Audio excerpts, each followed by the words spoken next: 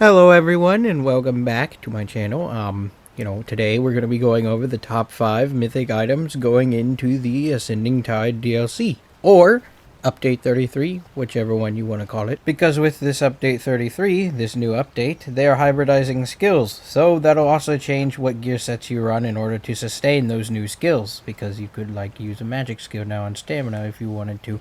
And it'd be as effective as if it was a stamina skill and all that. And a quick note as well, we are looking at these mythic items through a PvP lens, not a PvE one, so if you want your PvE, I don't know, okay. Also, if you like this kind of video, and you like my kind of stuff, please consider showing your support by leaving a like on this video and subscribing to the channel, as I'm probably going to be doing more stuff like this in the future. Okay, let's do the list now. Number 15. In the number 5 spot, we have Death Dealer's Fate, whatever, okay, this item, I can see a lot more usage with this item next patch, as, it'll give you max stats in all your pools, so, stamina, magic, and health, so this could be used if you're going to be playing a hybrid build of some kind, so you have more resources to pull from whenever you're fighting. And if you don't know what the mythic does, here you go, you can pause if you need to see it, but, if I'm correct, you get a total of 2,640, I believe it is, with max stacks of this mythic, which is like off-brand sugar skulls, which is okay. But it takes time to build these stacks and also takes time to lose them. You really have to be in a long drawn-out fight, or you just have to be in Cyrodiil and have a combat bug, and then you'll be getting stacks. But with the hybrid changes next patch, having that little bit of extra resources in all those pools will definitely be useful if you're going to be playing a hybrid build. If not, it's another good mythic that you can still use for, whatever purpose you can allow it to fill the role of. But it places in the number 5 spot on this list for me because I don't find having max stats is as important as having recovery, so it places in the number 5 spot. A fatty spotted at Walmart. Next up, we have the Ring of the Wild Hunt, and if you don't know what it does, well, here it is, and it lets you run really fast. Whether you've built a hybrid build or you're focusing either on magicka or stamina for your build, having movement speed is very important, as movement speed is king in PvP.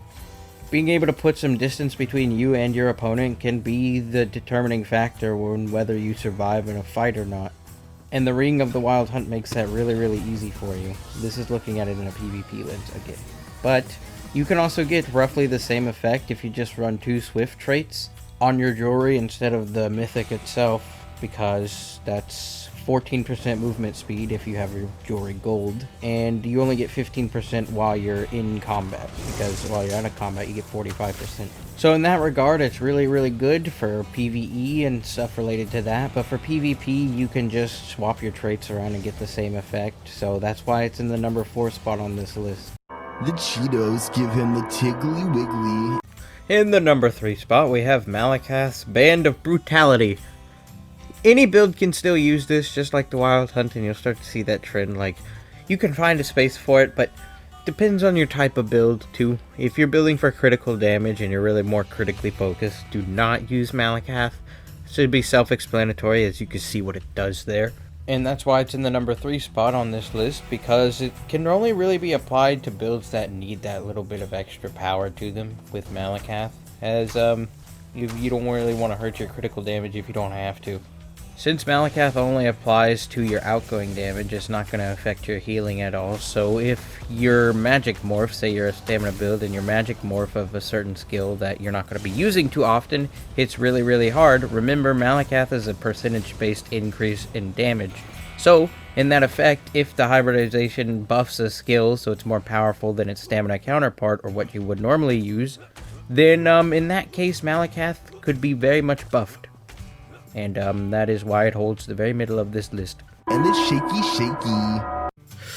In the number 2 spot, we have the Torque of Tonal Consistency, and you can already see, if you just read it, why this is going to be so great for the next update.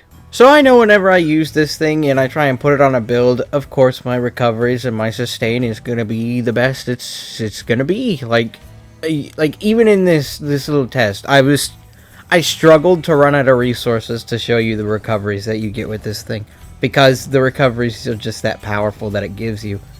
though it is kind of based on you running out of one stat to boost the other. And if you're a hybrid build, of course, you're going to be using both resources, so you're likely to run out of both of them or get low at some point. With this mythic item, that's not going to be so easy to happen, because if one resource gets low, the other is boosted, and if both of them are low, they're both boosting each other. This mythic would best be used on a true hybrid build, which I'm pretty sure we'll see probably a little bit more of next patch, but I don't really know, we're not quite there yet. But as it sits right now, this mythic is still very useful. You don't even need to be a hybrid build to make this thing useful, and definitely next patch, a lot of builds, especially those hybrid builds, are going to find a very nice use for this mythic, and that is why it is in the number 2 spot. Now he's gonna drinky. And capping off our top 5 list, we have the Marking Ring of Majesty. It shouldn't be a surprise, it's in the number 1 spot. For PvP, you really can't go wrong with this thing. It gives you more weapon damage and more armor, which is like all you could ask for, and it gives you a good amount of it. Now, of course, you'll be wearing at least 3 pieces of something, and you'll be getting that bonus, so that 200 weapon and spell damage that you should be having, at least at base, will be very useful for not only your healing, but that way you can stay on the offensive more. And in the current patch, when I'm recording this video, update 32, it already has, like, it's already ahead of the pack. It already gives you weapon and spell damage, so it already would scale off of either type of build that you're doing. But now that it's hybridized, I mean, like, it's not going anywhere. It's staying the exact same, and if it's this good right now, then it'll be as good as it is next update.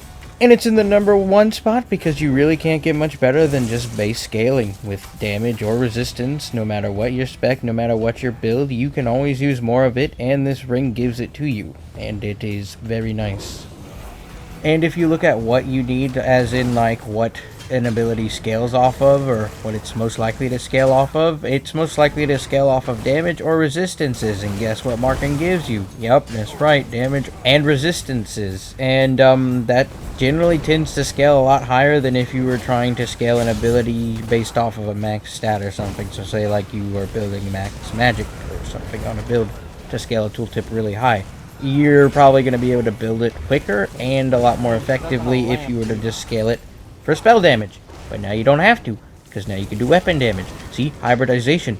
And that is why the Marking Ring of Majesty is in the number 1 spot. Yes, I do hope you enjoyed my top 5. If you didn't, I'm very sorry you didn't like it. But oh well.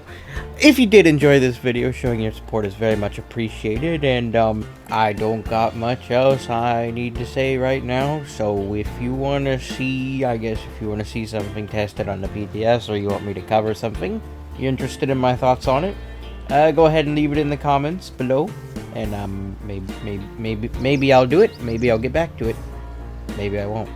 I really don't know. The future's not here yet. Okay, good night.